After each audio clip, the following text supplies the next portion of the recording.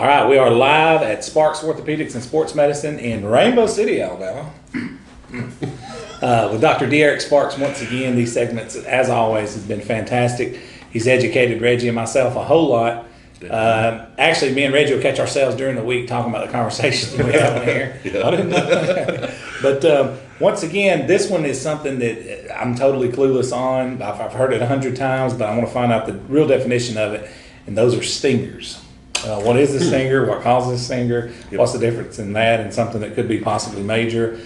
And we're all about to find out. So I'm going to kick it over to Dr. D. Eric Sparks at this time. All right, so we're talking about stingers. Some people call them burners. They're an injury to the nerves as they run out to the arm. So in this case, we're talking about a group of nerves. After it comes out of the neck, they go into an area where they're called the brachial plexus, and it's just below the collarbone. And those nerves get an injury to them, which leads to one arm having numbness and weakness. Okay? The injury itself happens through one of three different mechanisms. So it's either a stretch injury, which is probably the most common, where typically in football we see the neck and the shoulder getting separated or stretched. That puts a stretch moment to the nerves, and that injury causes those symptoms, that weakness and that numbness.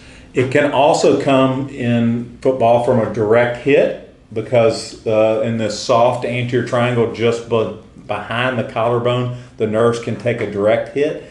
And then it can come from compression, where your head actually gets pushed against your shoulder really hard, and that compression puts pressure on the nerves, okay? And again, the symptoms are one-sided weakness and numbness. Now, these are really underreported injuries, so we don't have great numbers as far as how many of them happen in a year. There's a couple of good studies out there that got done. One was in the Canadian Football League, where at the end of a season, they took everybody and they just sent out a questionnaire and they said, okay, how many of you all experienced a stinger or a burner this year? And 26% of their athletes experienced a stinger or a burner that year, okay? Then the collegiate level in the United States, they did the same kind of thing, trying to decide how many of them were happening.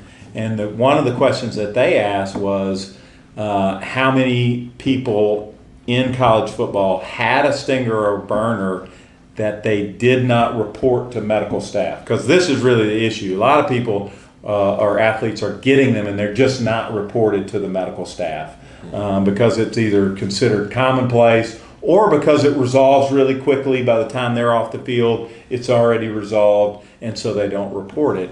And 70% of the athletes that reported they had one said they did not tell the training staff about it. So 70% of the athletes, so let's say the number was about the same, about 28% of their athletes had burners or stingers, but 70% of them said they did not report those to the medical staff. That would be the highest number, percentage-wise number of injuries we have talked about on the show, if those numbers are accurate. Right, so very, very common, very, very common. Wow. Yep. So, and so stingers and burners, you know, you have those symptoms. This is, you see people run off with that dead arm look, okay? You're not sure whether they have a shoulder dislocation or they got something going on, but obviously there's something going on with that arm, right? Because they're running off to the side like that. They're over on the sideline, and really, you know, the initial evaluation is really just about what their symptoms are, and they're going to have weakness and then that numbness, and it's gonna persist. That weakness and numbness persist for a varying amount of time. Okay, so you know, when to let an athlete go back on the field, okay, or when to let them participate, really is based on how many stingers or burners they had, and are their symptoms resolved. So first of all, athletes should not go back out and participate until the symptoms are resolved, right? So what we like to see is we want them to have full range of motion back in their shoulder and elbow and wrist and have all their strength, okay? And when they have that, then they can return to play. How Okay? long does that typically take for them to get those symptoms? It is very variable, but around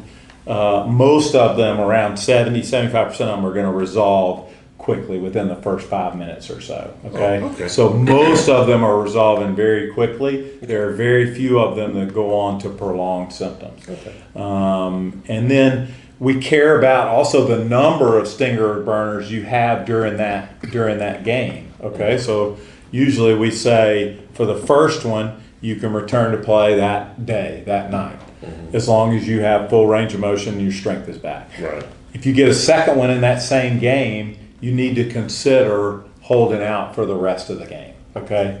And then if you get a third one, Yeah.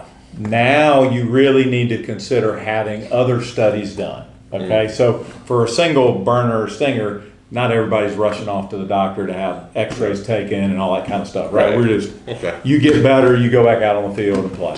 Okay. But if you start having multiple stingers and burners, then you need to be evaluated. And mainly what's getting evaluated in that is really your cervical spine, right? We're checking your neck out to make sure that there's not some reason why you're having these repeated injuries to the nerves. And typically what we're looking at is really the space that is in your neck, the space that's available for your spinal cord, the space that's available for those nerve roots as they come out, and making sure that that's adequate, that you're not at risk for something worse like having a spinal cord injury or something like that. Okay. Have you seen that before, personally? So I have seen personally something that's called transient quadriparesis, which is where your spinal cord gets hit and all your limbs go numb and dead, but it goes away pretty quickly. Thank God, I've not been in a situation where I've seen someone hurt their cervical spine that did not come back. Thank goodness. We've seen it in college football a few times. Peanut gallery. I've got a question. Did you happen to see Dak Prescott's injury? I did not.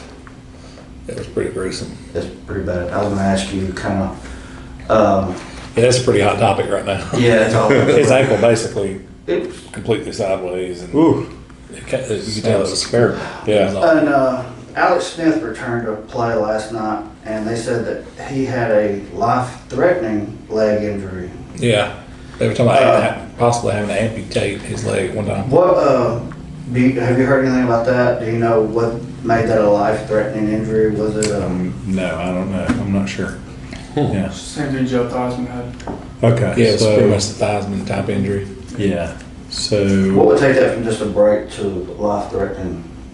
in the case of Joe Theismann and some other people who've had those type of tibia fractures, when they have come out of the skin like that, they're an open fracture at that point, and then the risk of infection goes up. The risk of the bone itself not healing, even when you put it back together, goes way up.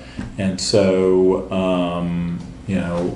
I think it was Prothro at the University of Alabama had just multiple surgeries because he got tackled. He broke his leg like that, basically stuck it in the dirt.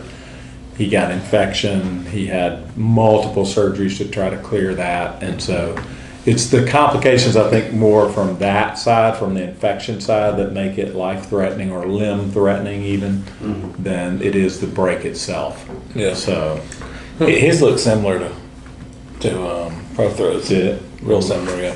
He's out for 4 to 6 months right now. so, Yeah. Yeah. I think minimum probably. Those are terrible injuries. Terrible injuries. I got a question about stingers. Is there a possibility, like you said, if you keep recurring injury over and over, same thing, that there is something wrong in there and you could lose your career? So, yes, and that's why we say after a third one, you need to have some sort of workup done. Now, So the people that's listening, that's I'm the tough guy, I'm just going to keep rolling out there, you're literally risking a permanent injury to your body if you do not.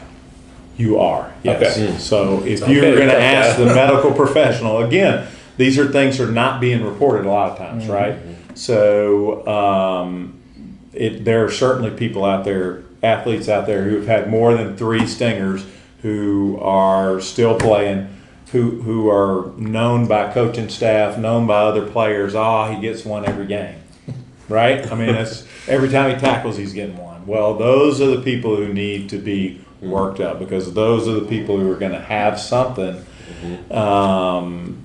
Even if they don't, hopefully they go through their workup and everything looks good and there's no risk to their spinal cord and they're fine. There are some apparatuses that we can use to try to prevent you from having a stinger or a burner. These are like the cowboy collar, okay? It's probably, looks a lot better now than it did back in Reggie's day when it was just a foam roll, a flesh-colored foam roll around the pad. That's the Rupert Foster pad, right? Yes, that's right. So the whole idea is that your helmet's gonna catch on that. It's gonna limit the motion of your neck and that separation of your neck either away from or towards that side, and hopefully thereby prevent you from having so many stingers or burners. Okay. So it ain't all about toughing it out all the time.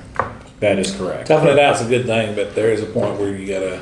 I've heard 3 coaches this year stress, if you have injuries, please let us know, because it is something that's underreported. Yeah, Absolutely. and dude, toughing it out is great, and I'm sure every coach wants that, but you need to let somebody know. Everybody's listening. Yeah, I mean, if you're gonna tough it out, there's nothing you can Even do. during the game, if like Yeah, you get 3 in right. a game, Yeah.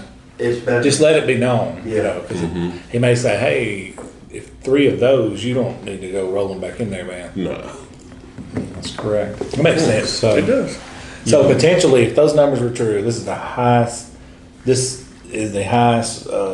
percentage-wise injury that we have talked about, Yeah. That is correct. especially with the non.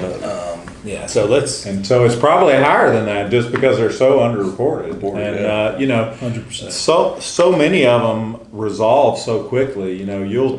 It's why you see somebody run off and their arms down and then the next play they're back in, right? Because that thing resolves that quickly a lot of times. Is there anything, heat, ice, anything you can do to treat it, or is it just time? It is just time and letting that nerve recover. So nerves are a little different than some of the muscular injuries or sprains to ligaments and things that we've talked about. They don't respond as well to the simple things like rest, ice, that kind of thing. So what is the difference? Is it the same nerve system, like when you hit your elbow and it Funny goes bone. numb? So Is it the your same funny nerve bone, is actually a nerve called the ulnar nerve. It runs behind your elbow right here. And when you hit it against something, that's the same feeling that you're getting out of a stinger or burner, except that you don't necessarily feel the weakness so much. When you hit your funny bone, you feel all that numbness, but you don't feel as much weakness. With a stinger or burner, you're going to get a lot of weakness, usually up here in your shoulder and your deltoid. So, I gotcha. yeah. That makes sense. Yep. Anybody else?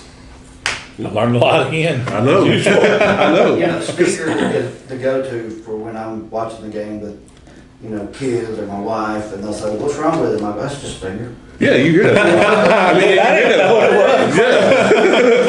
Yeah. it's just a thing. It'll be all Everybody's got right. a stinger. I'm waiting for somebody to look at you. What's a stinger, dude? Technically, I don't know. I'll find out next Monday. Now we know. Now we know. Now we we know. It's like the more you know. But I guess that's it for this segment. That was a fantastic segment. was. Looking forward to it. And as always, we will be back. Same bat time, same bat channel. God willing, and the creek may don't rise. We are out.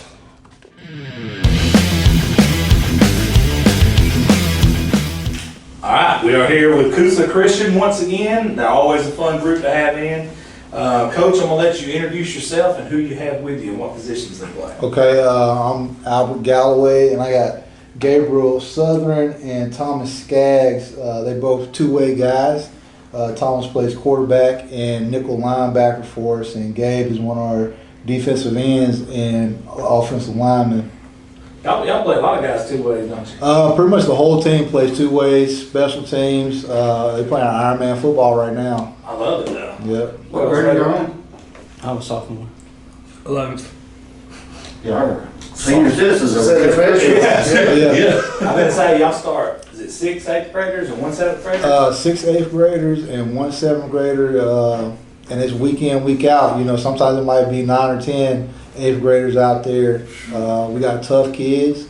They're growing, they learn the game, and they play physical though for them to be so young. So we can't ask too much more from them right now. Talk about the benefits of that. I know people want to judge coaching and players too much off wins and losses nowadays, and it ain't just easy. You can't just stir water in and create this football factory. You got to have these growing pains. And Yeah. You got how difficult but satisfying at the same time is it to be coaching kids that young? Difficult from the aspect where you want to run like some college level, schematics, and you really got to break it down to the simplest form of football form, but then you also get to see that kid grow week in, week out, and see how they adapt to the game, both technically sound and just from a physicality standpoint. It's great seeing. I love it. Seventh grader that plays outside linebacker. First game he plays, he gets 3 sacks and 2 forced fumbles. Then got 8th graders playing safety, and just seeing how those guys transition the game and make big plays to allow other guys to make big tackles. Can't ask nothing more from those guys than what they're doing right now. No doubt. And you two guys, I mean, y'all both playing Ironman football, and like we said, y'all are so young. You two guys are still young yourselves, but kind of like obviously cast into a leadership role from your age. Talk about what it's like playing on a team with so much youth, but you guys are still producing as well. Either one can start it. Both of you got to answer. Well, it's from last year playing at Glencoe. It wasn't really much. Like I didn't do much leading last year, but this year it's very different. And it took a while to get used to, but it's all feeling at home now. So Love it. Yeah, certainly like different. Just leading a bunch of young kids who don't have much experience playing football, but it's nice to see them be able to make plays and do good things. Absolutely. And Coach, for you, being with Coach O'Brien, how's that been? Oh, that's working with the Navy SEAL, the words "I can" or "I'm tired" or something like that, I'm sure frowned upon big time. Oh yeah, it's always great, and Coach O's been a big help as far as mentorship goes, in allowing us as coaches to have the right resources to be successful. I couldn't ask for anything better from him. He's always there when I need him. As far as hey, if I got a question, offensively, hey, what's in your mind right now? He's always there. He gets me in touch with the right people to ask the right questions to allow us defensively to grow and teach kids. So it's always good. You guys had a tough one last week versus Valley Head, but Valley Head's really rolling right now anyway. Yeah, they are. They're playing. They're doing real good, but you got another tough one, Coosa Christian, coming up. Yep. Have you got to watch film on those guys? Yeah, they're a really sound football team. Extremely well coached. They only got what, 2 losses or 3 losses? I think 2 losses right now. Yeah. They run a lot of stuff offensively. Their coach really sound. I expect them to play fast and play physical and throw a lot at us. So this week defensively we just broke it down as simple as it can be. Line up the right way and just make plays, play fast and play hard. You guys, have y'all got to see film on them yet? not much. But Y'all are too good to watch film?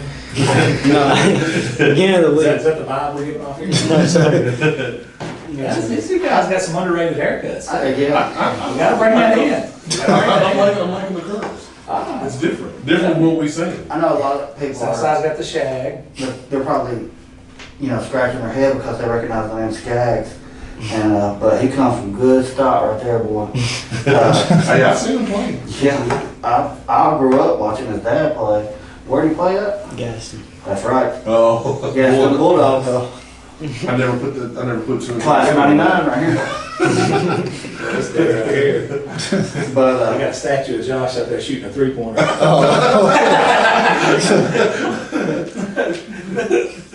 Josh said, I probably made that 3-pointer too. I probably did. Hey, 94% free throw finish my senior year. Nothing wrong with that. Jeff Warren is seckish. Jeff, 1 second. But nah, Coach, before we let you go, give us what you're looking to get out of these guys moving forward, closing out this season. What's the main focus you want to have on these guys about in a positive way getting better? Yeah, not to be complacent. from a coaching standpoint, we're going to coach hard like it's game one all the way through the last game of the season. And we expect the same from them as players. They're going to play hard. They're going to receive coaching hard. And you mentioned leadership earlier. For young guys, it's extremely important for us to see, a sophomore and junior step up and be able to teach and lead 7th, 8th, and 9th graders with little to no football experience. And that's going to be a first and foremost thing for us. So going into next season, it's going to be uphill for us. The weight room's a big thing for us. I know you were able to come see us in the weight room, and the weight room's up there with watching film. We're going to coach them in the weight room just as hard as we do on the field, and we expect to see results. And we're going to set the standard and hold them to it. And you two guys will be part of that foundation we're talking about building. What does that mean to you individually? We have to work hard in the weight room, and that just builds on what you have to do in 2 years. Because I have 2 years left, and he has 1.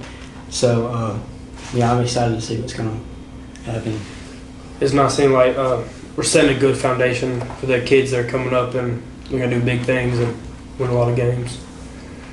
That's probably one of the most underrated aspects of being a player is the ability to receive coaching. Mm-hmm. And those guys are definitely doing it at Coosa. I mean, like I said, I've seen it firsthand, and just talking to these guys week in and week out, and you can tell they're buying into what the coaches are telling them.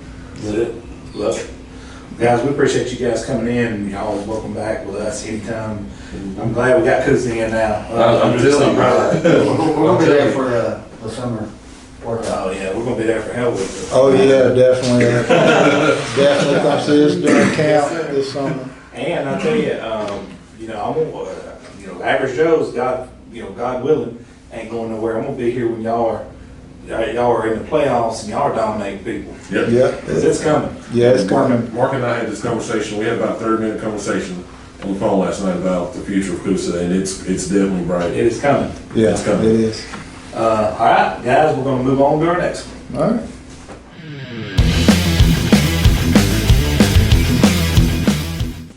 All right, our next game is going to bring us into Spring Garden, who is coming off of a huge win last week versus Westbrook, 14-8, in a monsoon. Coach, I think you agree with that. We just got through talking about that off camera.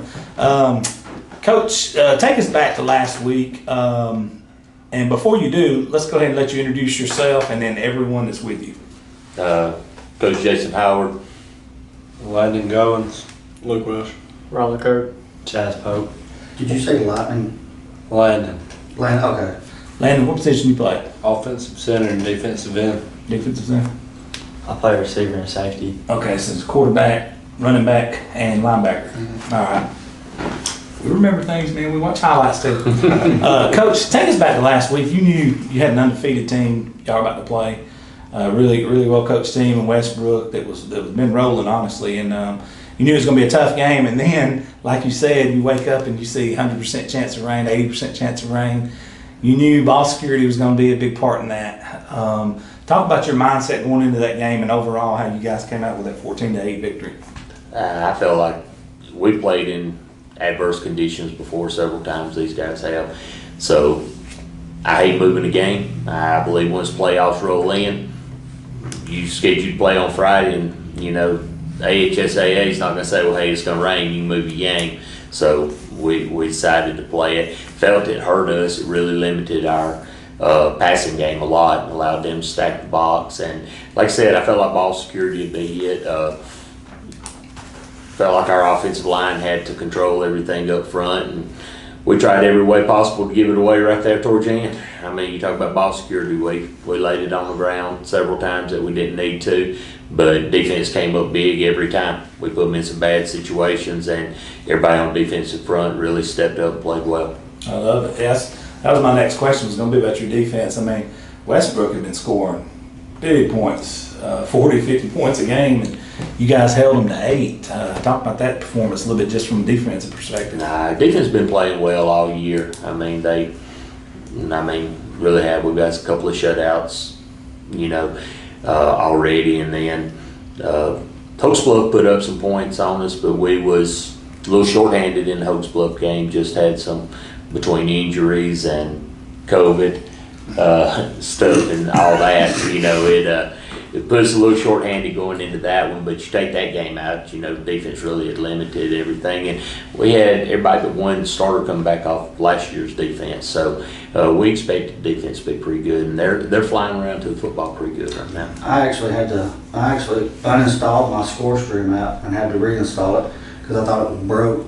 Did y'all play West End? I could be right. Man, we still talk about that game. So, We were like, Shut them out. played pretty good. We lost Chaz in that game. He tore his MCL and tore it on the third series and played through the rest of the first half on it. And, this really was his first week back. Landon's been out 2 weeks because he got contact traced with the COVID stuff. So we find out going into the Hokes Bluff game, going into that game, we find out 8 o'clock Friday morning that we're without our center, starting center, starting defensive end, and darn all-state punter. And the other night against Westbrook, the kicking, we was able to flip the field on them a lot, and that did good. I think we punted the ball 7 times, and he had 1 bad punt, but averaged about 37 yards a kick, and that's including the 1 bad one that he had.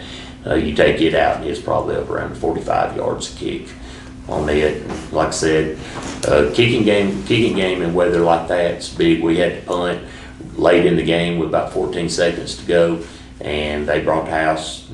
He got off and got a nice kick. It really put them way back to where they didn't have a chance to set for a Hail Mary type throw. absolutely. You had over 100 yards rushing, didn't you? Mm-hmm. And I know you two guys handle the ball more than anybody on the team, probably. Well, you three. He's a center, so he handles it every play. But ball security from you guys. Did you guys discuss that going into this game a lot and work on it? Because you guys didn't turn it over, did you? Oh yeah, we did. You did turn it over? Oh, yeah, we did. Do y'all practice with a wet ball? During the week? Yeah. Did it help? Yeah, I would say it helped us some. I mean, I messed up a few times handling the ball, but I got you. You had to sport the hair, son.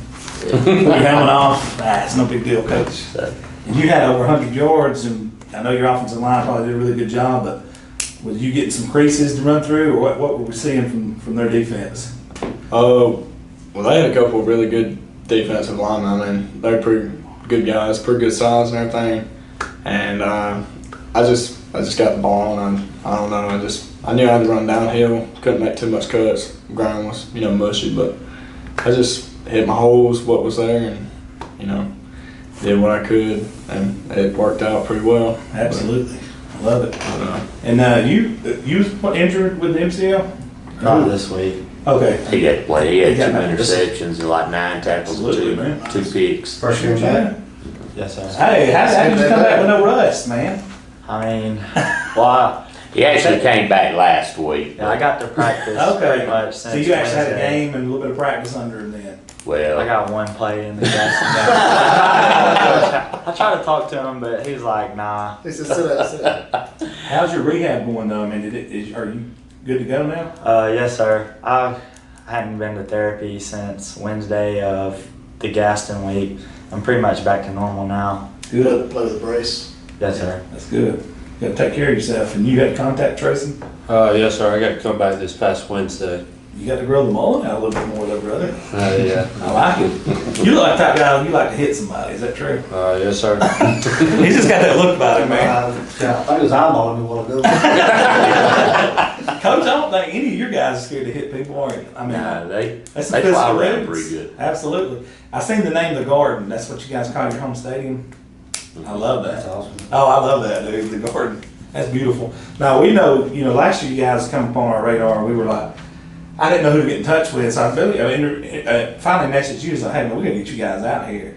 Because I mean, what you guys have been doing last year, this year, you guys have been rolling.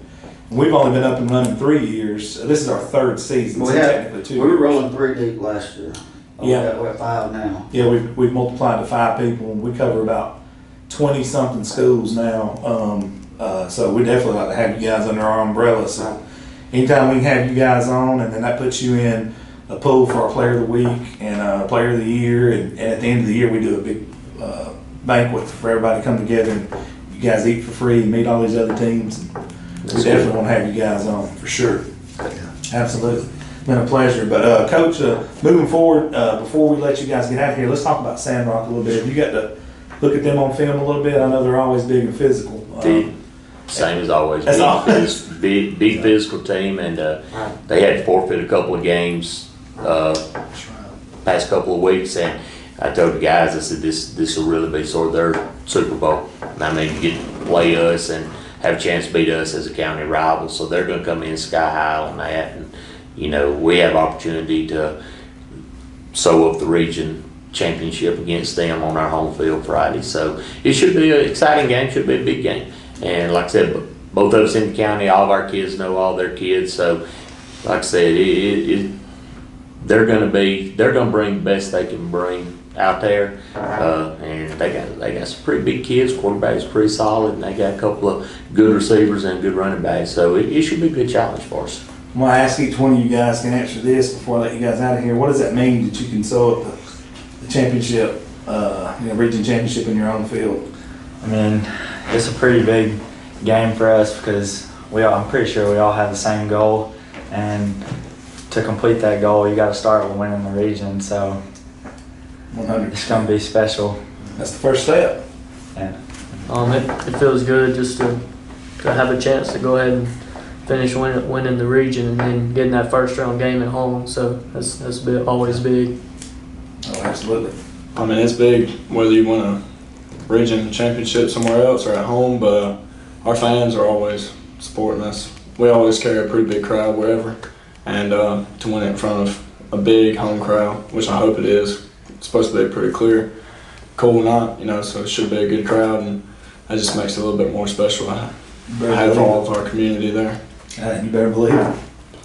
I like playing in front of a big crowd too, like Luke said. It's pretty nice having a lot more people behind you. Especially feel more confident. You get to celebrate with them if you win. Yes, sir. I know coaches. He's just looking Not more for material. I'm saying if you were to win, coach. We don't do the bulletin more material. But coach, I appreciate you, man. And we noticed what you've been doing, and it's safe to say Spring Gardens is not a basketball school only. It's football school. It's football school now. Coach, appreciate you guys and looking forward to having you guys on anytime. Okay, guys, thank y'all for having us. Thank you so much.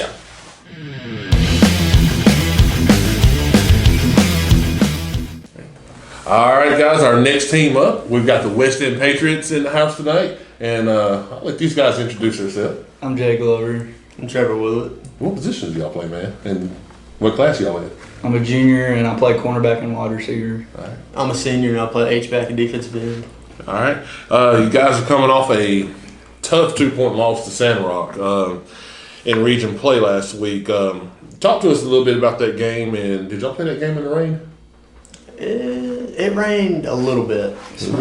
All right. Well, kind of walk us through that game and tell us what happened and whatnot. Well, they had a big front. I know that. So our line was kind of collapsing a little bit, but throughout the game they started playing a little bit better. That's all. We started off the game kind of sluggish on defense, but Marty, our quarterback, kind of picked up the momentum coming in back from halftime and was able to lead a big drive with 1:30 left in the fourth quarter to go down and give us a chance to at least tie the game. Mm-hmm.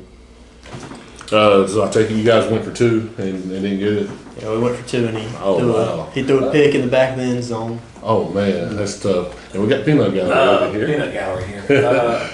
You guys, at one time, I went out and talked to Coach Davis last week. He said y'all were down to 22 men on your roster. We got 2 back today. And he said, I think you guys had 3 ACLs this year. He said he ain't had 3 ACLs in a decade. Sometimes, things happen for a reason and it's just bad luck, but talk about you guys battling through that as a group. I mean, because that's been a nightmare. But it seems like you guys are in every game, battling, winning, scrapping, trying your best, and still got the playoffs in front of you. We kind of just got to look at it as a sense of adversity that we've got to overcome to be able to get to where we want to be. You're not going to be able to get to your outcome you want without facing bumps in the roads, and that's kind of what it's been for us. Especially the quarterback with Marty coming in after Eli and all that. I think he's doing all right now, stepping up to a big position like that, being so young. He actually had a broken hand himself Yes, at sir. one point. When Eli went down, so he couldn't play. Yes, sir. So then you had, was it Rock, what do they call him, Rocco. Yeah, Rocco's taking snaps, and Yes, sir. he's not even taking snaps at quarterback since, what, JV or something? Yes, sir. Golly. Wow. You guys battle, man. I was about to say that was I was about to lead into that the fact that y'all have had so many injuries and you guys are still in every game that you play, and that just goes back, I think, to you probably senior leadership and your coaches. Talk to us about that a little bit. Definitely big parts of the coaching stuff. You know, they're always on us in the weight room and film, making sure we're doing everything we're supposed to get stronger, get any better. Coach Davis has done a phenomenal job this year, kind of leading us as a group and helping us block out the negativity that's kind of happened to us over this year so far. Kind of just helped us move forward and not look back as to what's happened to us. All right. Peanut gallery again. Coach Mintz had a baby, correct? Was he able to make the trip, or he was out? He wasn't able to make the game. He had in that situation. Who calls Coach Davis step up, or Coach Payne called the defensive calls. Okay. I was just curious. All right, peanut gallery. All right. Going into this week, you got Southeastern coming up in a huge region game. Kind of a must-win game, I guess, for you guys. Talk to us. Have y'all watched film on them yet? A little bit. A little bit. What are some of the things you expect out of them? Expect them to run it a lot for sure, because on the film that I've been watching, they like run and dive and stuff like that. So need our line to step up a little bit. All right. Their offensive line's kind of they're big and sluggish again, kind of like Sandrock, but if they get their hands on you, it's gonna be hard to get off. But our front three and their linebackers got to play big this week on defense. Yeah, because kind of looking at the region standings, y'all win these next two games, y'all can really spoil some seasons for some of these teams, and I'm sure that's probably been a big motivation for you guys going forward. Oh yes, it has been. Good deal. All right, guys. Well, we're gonna wrap this one up, and we're gonna move on to our next one.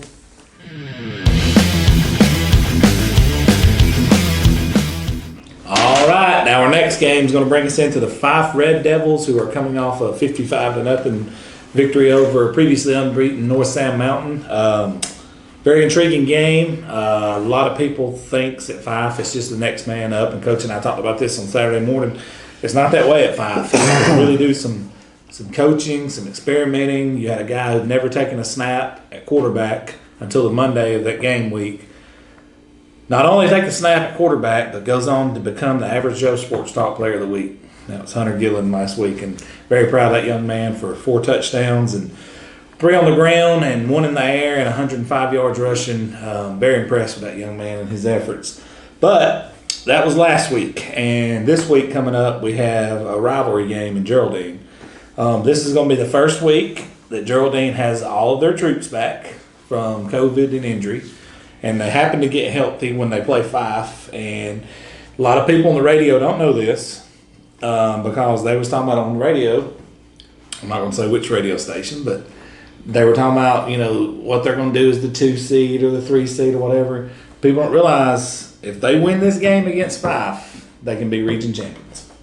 People don't realize that. There can be region champs if they beat Fyffe. And this is the first game they got everybody healthy. Kevin?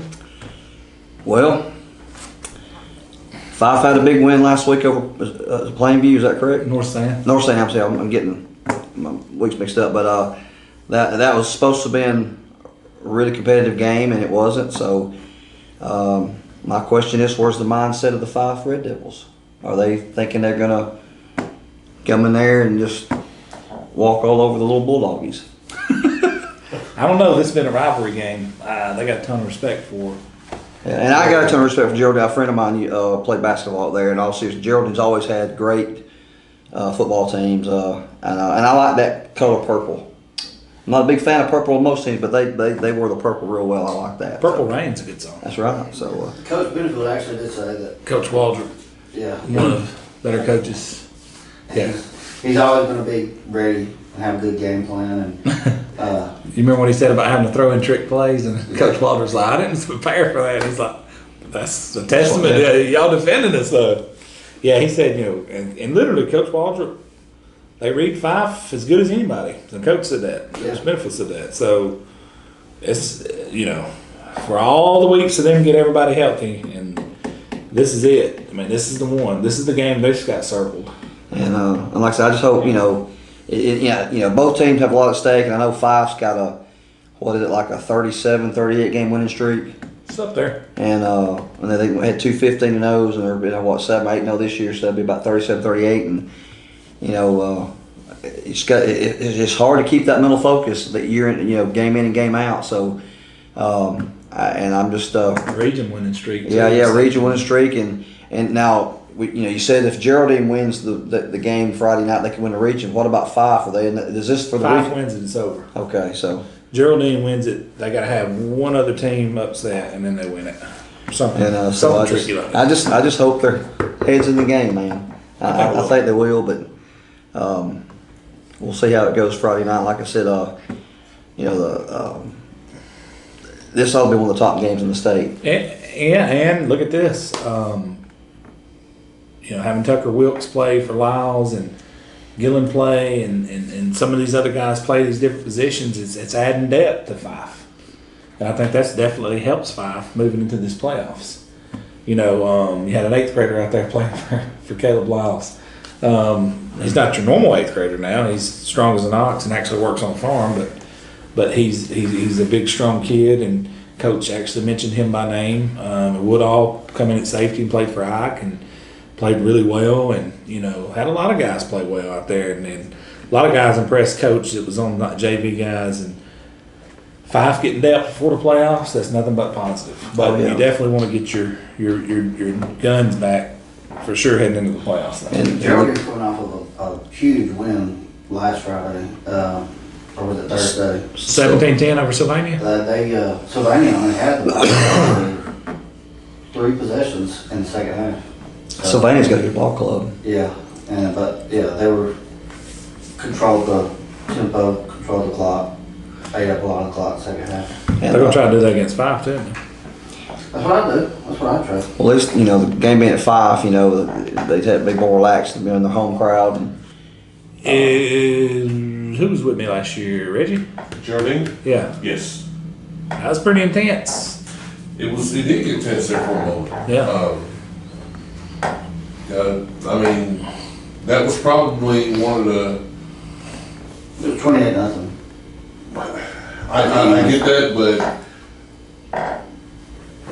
not the scoreboard. Not looking at the scoreboard. That to me, that was probably one of the toughest I've seen somebody play Fyffe. Yeah, no doubt. Despite Plainview coming out those first couple drives, playing tough, but for 4 quarters, Geraldine did play Fyffe tough. They popped pads with them. They popped pads with them. Yeah, they 4 quarters. Losing the 5-20 is like losing 7-0 up to another team. So you're exactly right. I think we'll be all right this week, though. Yeah, I think we'll. I just worry about the focus. That's right. We'll go ahead and shut this one down, guys. We're going to move on to our next.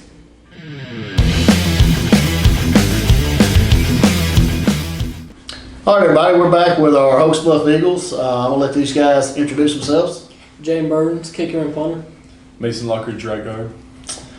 Well, fellas, we're coming off a 33-9 loss to Walter Welborn, which was probably, in my opinion, probably the most physical team you guys played to date. Am I right? Yeah. But like we were talking about earlier, it was 33-9, but the score really doesn't depict that the way the game probably could have turned out. And if you take away a couple of big runs, a couple of drop passes, but it is what it is. What do you guys feel like you can take away from that game moving forward into this week, which coming up is going to be Piedmont? Jaden? We can just take out just the mental game. If we just forget about the loss, I feel like we got a lot of potential to beat Piedmont. So it's just a mental game. Just get over the loss and we can go home. Yeah. Take out 2 or 3 plays and we would have played with them. Mm-hmm. They were a very physical team. We've got to be able to play with physical teams like that. Right. Which really, that's what Hokes Bluff's well known for. They call it the woodshed for a reason. It's a very tough, very physical region with Welborn, Ohatchee. Piedmont, Hokes Bluff. This is probably this is a very physical It may be the toughest region in the state. Yeah. Region-wise. Now, I'm not saying that they could go down there and line up and beat 7A Region 3. I'm talking about in your own classification. You got 3 top 6 teams. Saks is a potential top 10 team. Right. There are losses to 3 top 5 teams. Well, and like we talked to some teams earlier, you got Piedmont coming up. And this is one of those games, guys, you got nothing to lose. It's go out there and play with everything you've got. What are some of the messages that Coach Ross bringing to this week's practice? I mean, either one of you. I mean, they're a good team, of course, but I mean, they like to pass the ball a lot, and that's one thing that we just got to worry about. And if we can stop the passing game and avoid the jet sweep they like to do, I'm pretty sure we can get in there. Peanut gallery over here. Peanut gallery. Offensive line wise, you guys have seemed to really gel as the season went on. I mean, you just got off a 3-game winning streak where y'all were able to run the ball pretty much on everybody. Talk about that offensive line, how it's kind of came together and gelled like it has. We've got a lot of good players on the offensive line this year, and we've all been playing for. I mean, every player on our line played last year, so we're just very experienced. We work well together. Absolutely. Got a lot of size on the line too. We had Spring Garden here earlier. That's one of the things they were talking about was how big the front line is. And I heard Coach Smith in his one of his interviews. I don't know if you guys are aware, but Piedmont was actually there because obviously they got you guys this week and Welburn next week, so they were able to come to that game because they didn't move theirs. They were playing on Friday night, so it's just one of those things. This is probably one of the biggest offensive lines I've seen Hokes Bluff had as long as I can remember. So I think we're going to match up good, guys. Just go out and do what Hokes Bluff does. I think one of our sayings around here is you're not going to out Hokes Bluff. Yeah. And man, that means a lot. What that means is I played there forever ago. Is you're gonna go do your job. You're well coached. You've got a great coaching staff. You guys are going to be in position. You know what to do, and you're going to be physical. So we got nothing to lose, guys, and everything to gain by going into Piedmont, which is a beautiful stadium. All of y'all played there. It's supposed to be cool weather. It's supposed to be some nice weather, man. This is what you live for. Yeah, these are the games you live for. I mean, you're going into great moments are born. The defending state champions. You're playing at their place. I mean, yeah, this is the games you live for and the ones you remember right here for sure. Absolutely.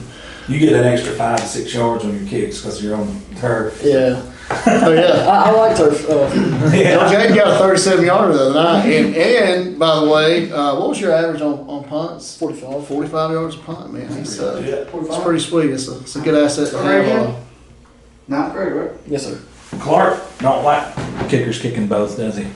No, he likes it because it's like a better jump for getting scholarships and stuff. So yeah. So I know he says once you go to college you need to do one. Yeah, that's one thing. He said Will Riker should have told them he didn't want. That's how he ended up injured. Yeah. Right. Now, Mason, what year are you? Are you a junior this year or senior? Yes, sir. Junior. I think He's a nice fella. Yeah, he is. I actually went to school with this guy's dad. He's a year ahead of me. Kevin Lockers. Kevin, if you're listening, how you doing, man? My son goes to school with him now. Yeah, Braxton Starkey. Yeah, that's him. Well, guys, it's Piedmont week. Man, I look forward to. I think all the Joes will be at this game. Is it Thursday? Well, no, it is Friday. So yeah. I know I'll be there. Well, there'll be multiple Joes. There'll be multiple Joes there. So best of luck to you, and I'll see you guys Friday night. Mm-hmm. All right. All right. On to our next.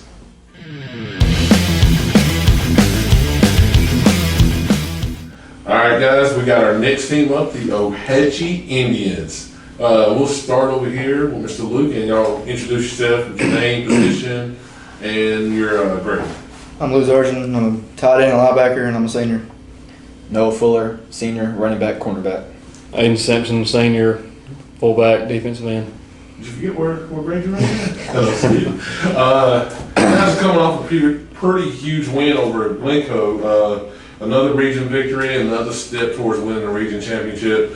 Talk to us a little bit about that game and just take us through it.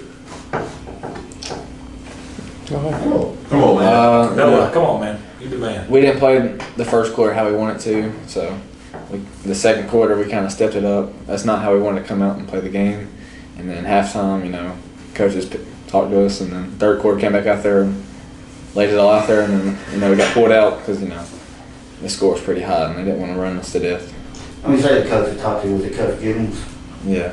It was all of them. Yeah. Or Coach Martin, Coach Sims. Coach Gibbons gets after it at halftime. Noah, do you guys as the defensive back unit have a nickname like No Fly Zone or something like that? Yeah, we always come up with something. Y'all play with swag, man. I can tell. Yeah. Y'all are. I mean, there's a lot of people notice y'all. I'm telling you, It's people- possibly one of the fastest. That's what everybody says. We knew coming into the game we couldn't just drop back and throw it like we wanted to because it's super fast. Yeah, we say lockdown on 3, or we change it up every once in a while. I knew it. I knew it. Well, the quarterback doesn't have a lot of time to throw it with all these guys coming at him, did he? Oh, I know. They come out of my benches. Jeez. They're Ohatchee Indians, dude. They come out of my benches. You got Aiden right here with the hair, man. You see all the hair coming. They eat the animals. Oh yeah. Oh wow.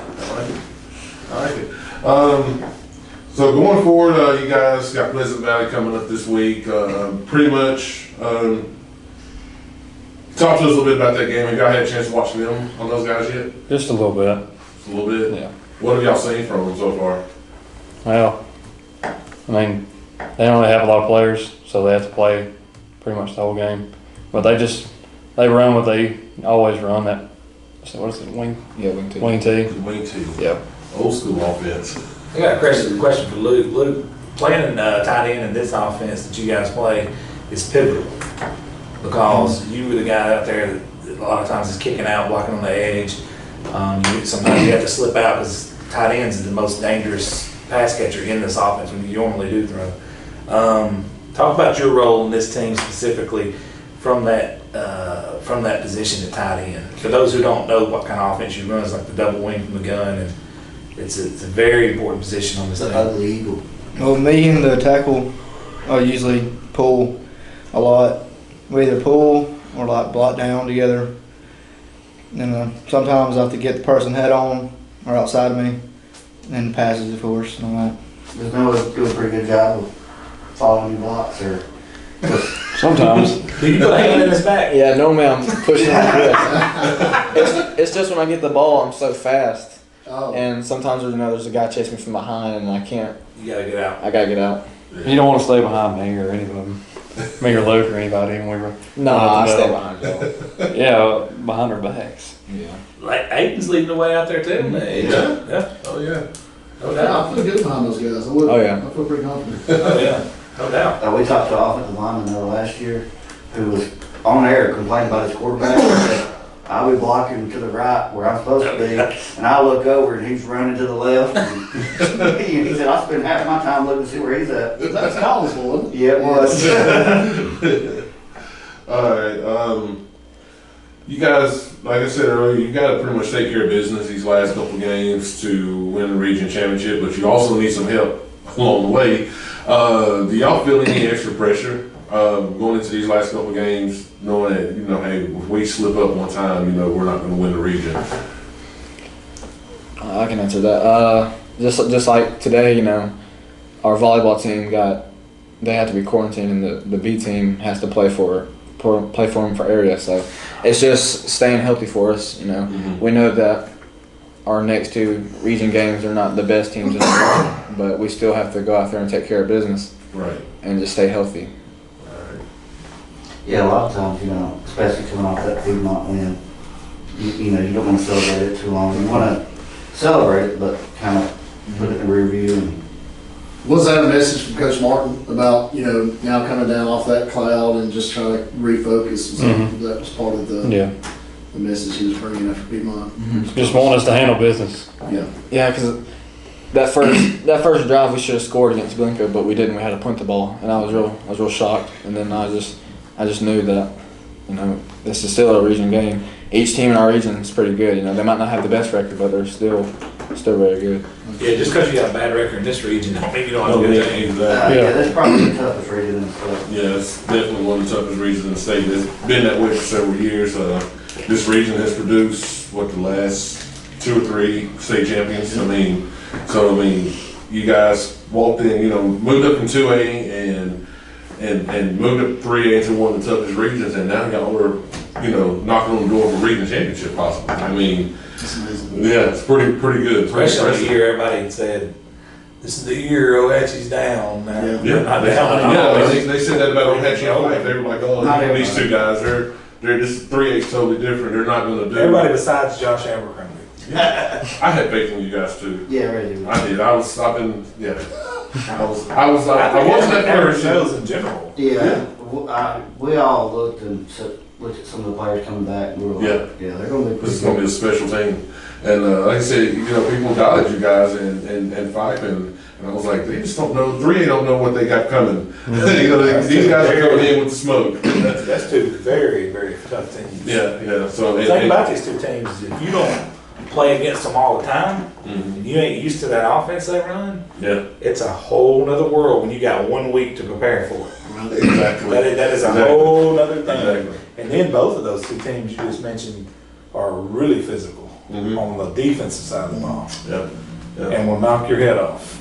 And That's what they say about Ohatchee. Well, they do say that about Hatchie. They say that what now? No, they'll hit you. They hit you. and here what's Started serious, to make that up. Eli's throwing a lot better ball now than he was last year at this point. Yeah. He is. Luke's smiling over there. Luke's gonna get out there in the flats, bro. Did they get a new ball? No. Oh, it's just a better one. Yes. All right. He already got dad jokes. All right, guys. Anybody got anything else? Nah, man. I mean, Look this week. Yeah. Stay healthy. stay focused. That's the main thing. Stay focused and stay healthy. Yeah. Exactly. All right, guys. We're going to shut this one down and move on to our next.